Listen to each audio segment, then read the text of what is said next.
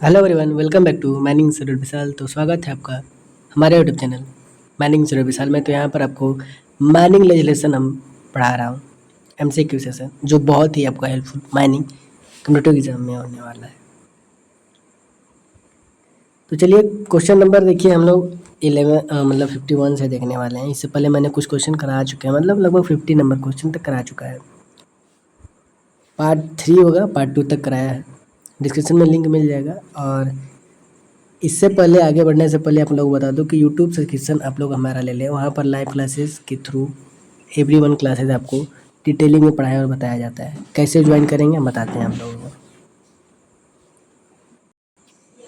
तो चलिए देखते हैं, हम अपने यूट्यूब चैनल पर आ चुके हैं, माइनिंग सरोवर विशाल। जब यहाँ पर आप स्क्रॉल करेंगे तो यहाँ पर देखेंगे कितने लोग मेंबर ज्वाइन हैं, मेंबरशिप।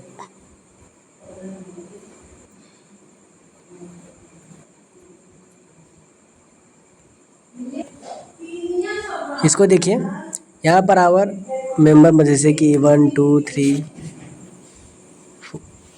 4 5 6 7 8 लगभग 8+ लोग हमारा ज्वाइन किए हैं। तो यहाँ पर आप लोग ज्वाइन कर लीजिएगा, यहाँ पर इस सेक्शन पर आकर, ठीक है। तो इसका लिंक भी मैं डिस्क्रिप्शन में दे दूँगा। इस लिंक से आप लोग ज्वाइन हो सकते हैं और सब कुछ आपको यहाँ पर फ्री ऑफ कॉस्ट सब कुछ पढ़ाया हूँ यहाँ पर। और डेली बेसिस पर वीडियो अपलोडेट करता हूँ और MCQ सेशन। तो चलिए अब हम आते हैं MCQ पर।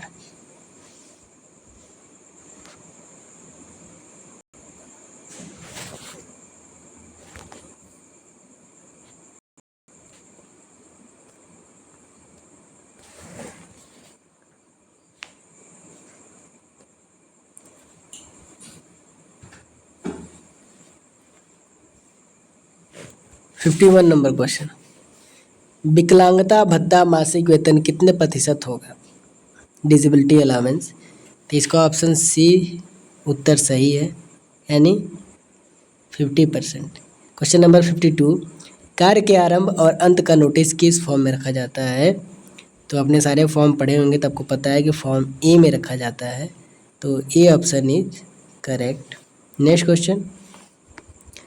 क्वेश्चन है 53 नंबर। 53 नंबर क्वेश्चन में बोल रहा है कि कर्मचारियों का रजिस्टर सेवा समाप्ति कार्य का नोटिस किस फॉर्म में रखा जाता है? तो register of employ, termination of employment, जो भी टर्मिनेट कर दिए जाते हैं उनका, तो उसका फॉर्म बी में रखा जाता है, यानी option number B is correct, यानी ऑप्शन बी सही हो जाता है। क्वेश्चन नंबर 54 पर आते हैं। OCP यानी ओपन कास्ट प्रोजेक्ट में कार्यरत व्यक्तियों का रजिस्टर किस फॉर्म में रखा जाता है?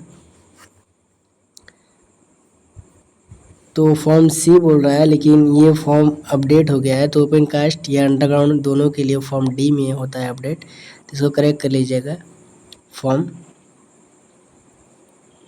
डी, यानी option number D is correct. Open cast हो या अंडरग्राउंड को, उन दोनों का कार्यरत आपको फॉर्म डी में इंक्लूड किया जाता है। क्वेश्चन नंबर 55, अंडरग्राउंड में कार्यरत व्यक्तियों का रजिस्टर किस फॉर्म में रखा जाता है? देखिए, अब मैंने वहीं बताया अभी आप लोगों को कि ओपन कास्ट और अंडरग्राउंड दोनों के लिए कार्य जो भी करेंगे फॉर्म डी में किया जाएगा। Option number D is correct. Question number 56, भूमिगत से ऊपर OCP को छोड़कर कार्यरत व्यक्तियों का रजिस्टर किस फॉर्म में रखा जाएगा? तो फॉर्म ई में रखा जाएगा। सी ऑप्शन इज करेक्ट हो जाता है। अगला प्रश्न है 57 नंबर, ओवर टाइम वेतन का रजिस्टर किस फॉर्म में रखा जाता है? ओवर टाइम वेतन का रजिस्टर किस फॉर्म में रखा जाता है? तो फॉर्म एफ में, यानी option number A is correct. 58 number question है, वर्ष के दौरान अवकाश वेतन का रजिस्टर किस फॉर्म में रखा जाता है? वर्ष के दौरान अवकाश वेतन का रजिस्टर किस फॉर्म में रखा जाता है? तो इसका आपका फॉर्म हो जाएगा फॉर्म जी, लेकिन ये फॉर्म अब ख़त्म हो चुका है। तो वर्ष के दौरान अवकाश वेतन का रजिस्टर किस फॉर्म में रखा जाएगा? Register to leave with during leave wages, form B में।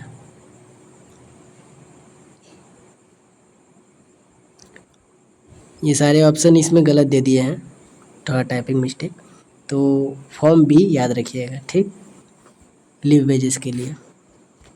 नेक्स्ट क्वेश्चन है, क्योंकि फॉर्म में चेंजेस हुए थे कब, 2017 के बाद रूल्स के फॉर्म में चेंजेस हुए थे।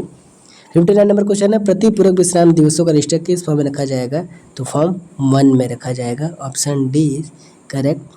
60 नंबर क्वेश्चन है कि वर्ष के दौरान अवकाश खाते का रजिस्टर किस फॉर्म में रखा जाता है, तो वर्ष के दौरान अवकाश खाते का रजिस्टर जो है फॉर्म एच, ये भी गलत दिया गया, फॉर्म एच नहीं है।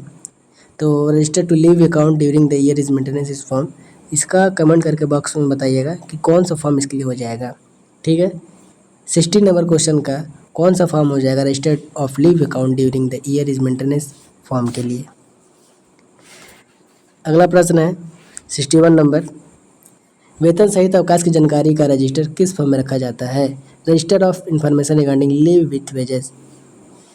Leave with wages form J गलत है, फॉर्म एल होगा, C option is correct, form L leave information regarding leave with wages. 62 number question है, कुछ टाइपिंग मिस्टेक हो सकता है, इसका बिल्कुल ख्याल रखा करिए आप लोग। रिपोर्टेबल दुर्घटना की वापसी का रजिस्टर किस फॉर्म में रखा जाता है, तो reportable register to return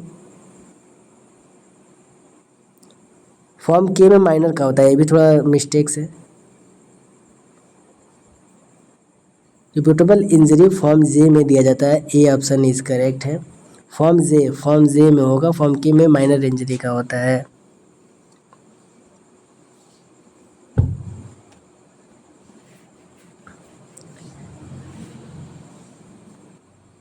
register for return of reportable account and minor accident, reportable account तो नहीं, माइनर एक्सीडेंट, माइनर एक्सीडेंट अगर होता है तो फॉर्म के में यानी ऑप्शन बी करेक्ट हो जाएगा, फॉर्म के, ये भी थोड़ा सही कर लीजिएगा। माइनर एक्सीडेंट के लिए किस फॉर्म में हम लोग रखा जाता है, तो फॉर्म के में।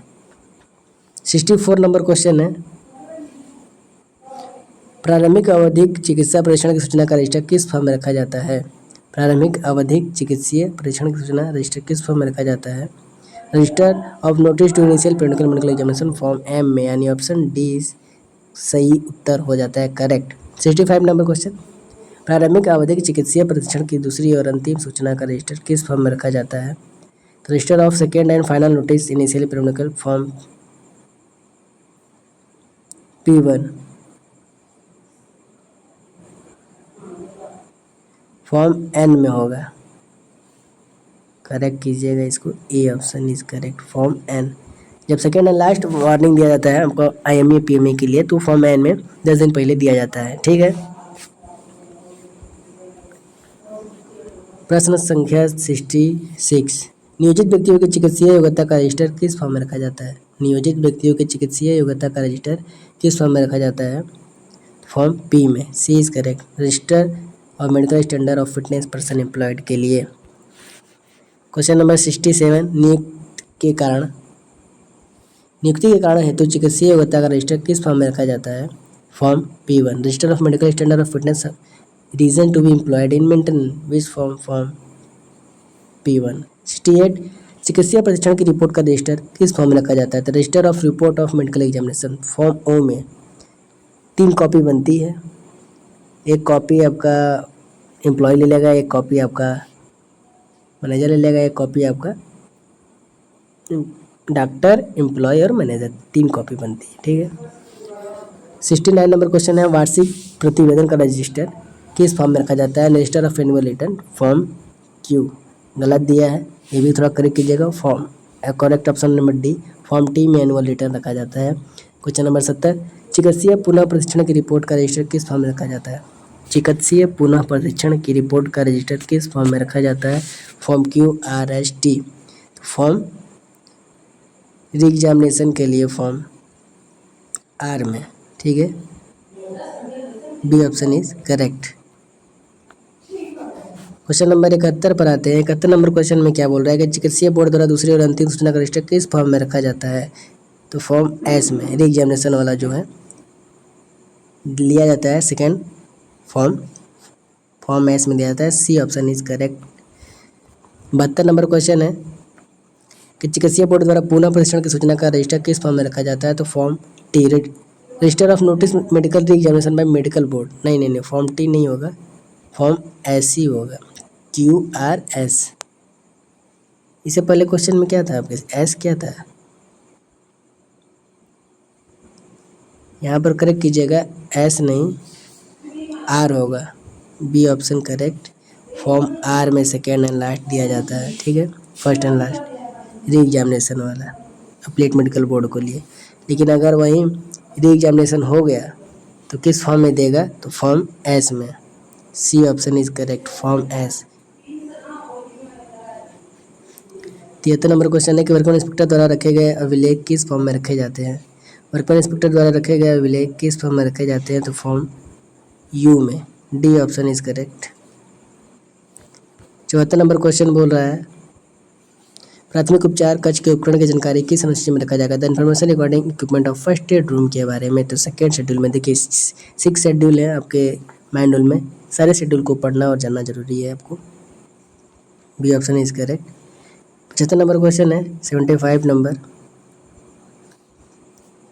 खानन अधिनियम के सारांश किस अनुसूची में है। Which schedule of abstract of the Mines Act, second, third, fourth, fifth schedule में, D option D is correct. अंततः इतने सारे क्वेश्चन अभी तक 25 कर चुके हैं, 51 से मतलब 75 तक। उम्मीद है आपको पसंद आया होगा। चैनल पर नए होंगे, चैनल को सब्सक्राइब कीजिएगा और लाइक और शेयर जरूर कीजिएगा, ताकि और भी जो माइनिंग कैंडिडेट के छात्र हैं, जो कोल एग्ज़ाम की तैयारी कर रहे हैं, या जो कैंडिडेट डीजीएमएस एग्ज़ाम की तैयारी कर रहे हैं, उनके लिए हेल्पफुल हो। मिलते हैं फिर नेक्स्ट क्वेश्चन में 76 to 100 में। Thank you so much. जय हिंद, जय माइनिंग। यहाँ पर मिलता है आपको सर्व का ज्ञान, माइनिंग की पहचान। Keep learning, keep revising.